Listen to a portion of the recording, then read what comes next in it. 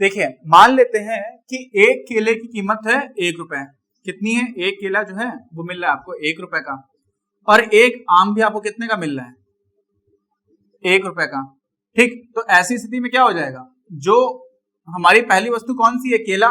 दूसरी कौन सी है? आम। हम लोग रीति रिवाज या परंपरा हमारी यही है कि हम लोग पहली वस्तु को इधर दिखाते हैं, दूसरी को इधर। तो जो इसकी बजट रेखा बनेगी, क्या बनेगी? बजट रेखा किसी भी कंज्यूमर की, वो तो हमें उसकी पता है कि उसकी प्रवणता क्या होगी। प्रवणता अगर हमें निकालनी है, बजट रेखा छोड़ दीजिए, तो प्रवणता क्या होगी? वो होता है हमेशा ही पहली वस्तु की कीमत बटे दूसरी वस्तु की कीमत, जो अनुपात है वो आ जाता है। तो यहां पर तो बहुत ही आसान है, 1/1 यानी कि 1 ही आ जाएगा। ठीक, तो हमारा कीमतों का जो अनुपात है वो क्या निकल करके आएगा? 1। अब समझिए यहां पर हमारे पास क्या है? एक अनधिमान वक्र है। एक कोई भी उपभोक्ता उसका अनधिमान वक्र है। अब इस अनधिमान वक्र में क्या होता है? ये कोई सीधी रेखा तो है नहीं, और जब सीधी रेखा नहीं है तो इसका हर बिंदु पर जो है ना वो क्या हो रहा है? स्लोप बदल रहा है, जो प्रवणता है बदल रही है। यहां पर ये है, यहां पे प्रवणता कुछ ऐसी है, और यहां पे प्रवणता कुछ ऐसी है। ठीक, समझ रहे हैं ना?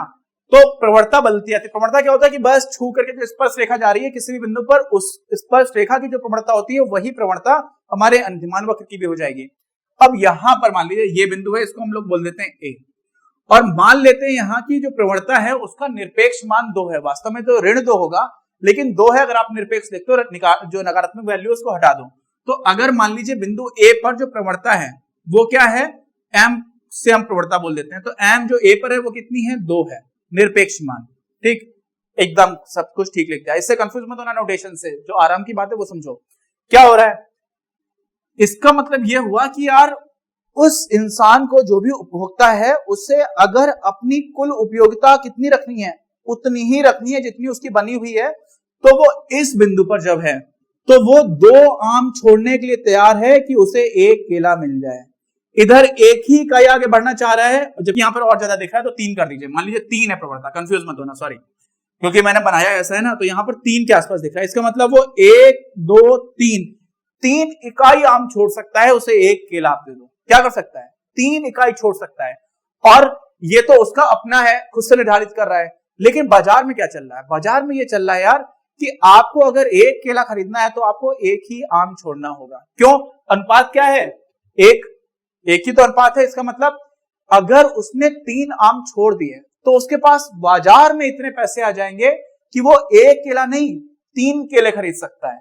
ठीक, तो क्या 3 केले खरीद लेगा? नहीं खरीद लेगा। क्यों? क्योंकि वो अलग पॉइंट पर आ जाएगा। लेकिन आप ये समझिए कि अगर वो 3 आम छोड़ने के लिए तैयार है सिर्फ 1 केले के लिए, तो वो निश्चित रूप से 1 आम तो छोड़ेगा ही छोड़ेगा। क्यों? क्योंकि 1 आम छोड़ेगा तो वो 1 केला खरीद पाएगा। लेकिन उसके पास 2 आम छोड़ने के बाद पैसे और बच गए। क्या हो गया? पैसे और बच गए, और इन पैसे से वो फिर से कुछ खरीदेगा। क्यों? क्योंकि ये उसकी वो आमदनी है जो वो खर्च करने के लिए तैयार है। तो वो इस वाले क्या हो जाएगा? इस वाले अनधिमान वक्र से ऊपर वाले अनधिमान वक्र पर जा चला जाएगा। समझ रहे हैं? क्यों? क्योंकि वो ज्यादा चीजें खरीद सकता है, उसके पास पैसे बच जाएंगे।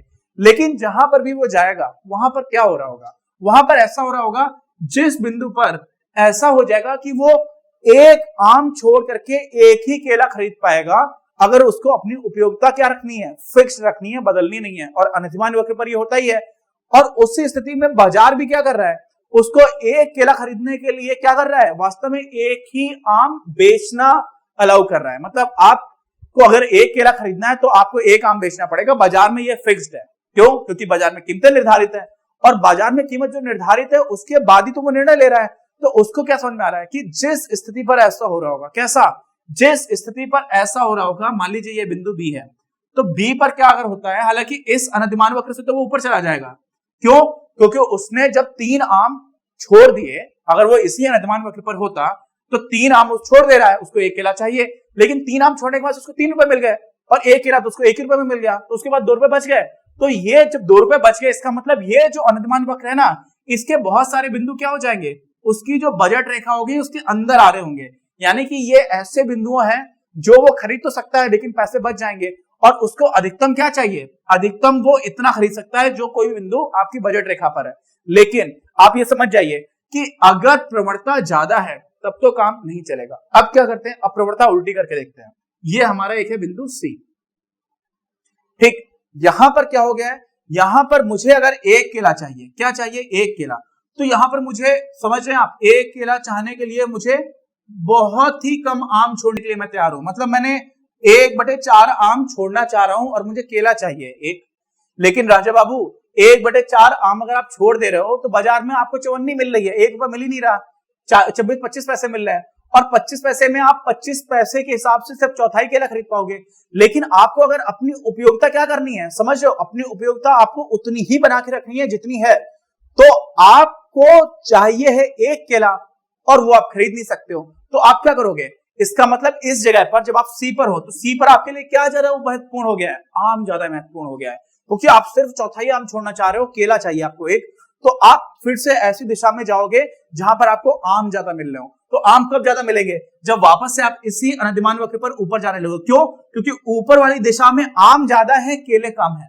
तो जब ऐसा पॉइंट आ जाएगा जहां पर आम और केले दोनों का जो बदलने का अनुपात है, जो प्रतिस्थापन दर है किसकी, केले को प्रतिस्थापित करना है आम की जगह, केले को क्या करना है, प्रतिस्थापित करना है आम की जगह। इसका मतलब मुझे एक केला चाहिए तो मैं कितने आम देने के लिए तैयार हूं, अपने मन से, बाजार छोड़ दो, तो वो हो जाती है प्रतिस्थापन दर, उसको हम लोग क्या बोलते हैं, मार्जिनल रेट ऑफ सब्स्टिट्यूशन।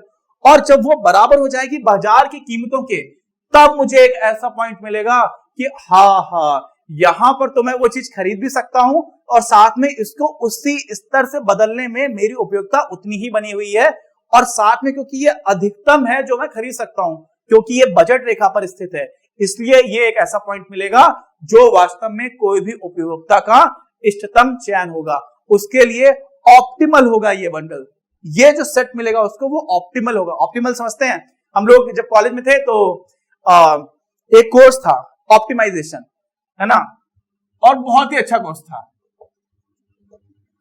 मैंने ये एकदम लास्ट सेमेस्टर था कॉलेज में, उसमें था, इसके बाद इसका था ऑपरेशन रिसर्च। ऑप्टिमाइजेशन मैंने अच्छे से पढ़ा, लेकिन ऑपरेशन रिसर्च अच्छे से नहीं पढ़ा था।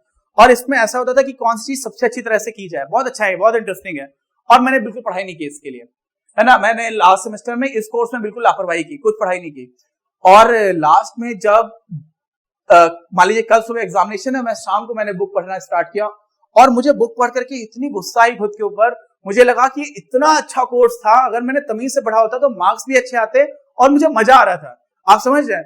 तो कई बार उस दिन मैंने बहुत कोसा, और फिर बड़ी मुश्किल से उसमें मेरा अच्छा ग्रेड भी नहीं लगा था, लेकिन बाद में मुझे लगा कि मैं इसको पढ़ूंगा। फिर मैंने थोड़ा बहुत बाद में कभी कभी पढ़ा था, लेकिन समय मुझे मिलेगा लाइफ में फिर से तो मैं ये कोर्स फिर से पढ़ूंगा। तो ऑप्टिमाइजेशन में हम लोग यही पढ़ते हैं कि सबसे अच्छा सॉल्यूशन क्या होगा, और यहां पर हम लोग क्या कर रहे हैं, ऑप्टिमल यानी कि इष्टतम चीज ढूंढने की कोशिश कर रहे हैं।